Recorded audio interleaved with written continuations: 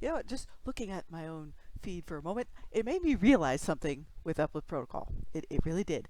There was a moment early in the series where Sulusandra is dressing down Arthenon about how he reacted in a battle situation, but she didn't dress him down in public. He was there with his dad, and she was trying to reinforce the fact that he's more of a sword than a shield.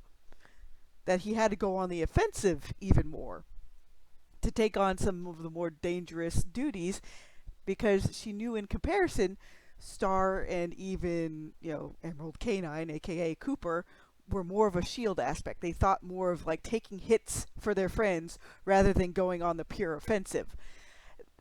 This is the sort of stuff I picked up from like old pulps and other things where men are sometimes galvanized into action to protect others, and they are usually the tip of the spear, where they have to go on the offensive to make sure their charges are protected, the support.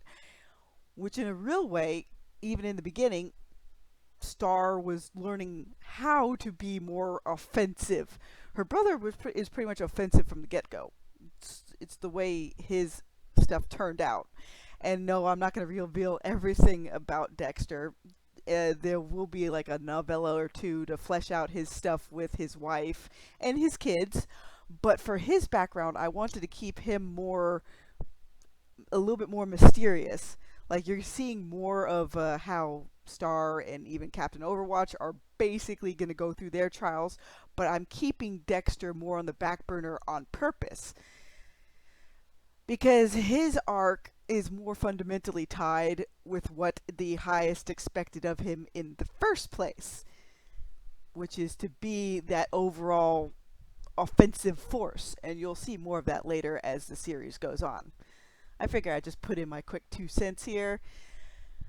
Far too often, entertainment dresses down the male character in public and shames them and tells them they shouldn't be X, Y, or Z in such fashion, when older shows basically galvanize the old heroes into action.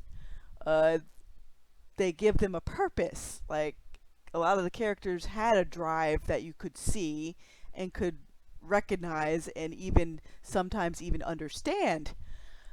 But nowadays, a lot of the protagonists are extremely reactive, which is fine more so, I think, in a female character, which, Star herself started off fairly reactive, but now we're at the point in the series where she's one of the ringleaders pulling things along.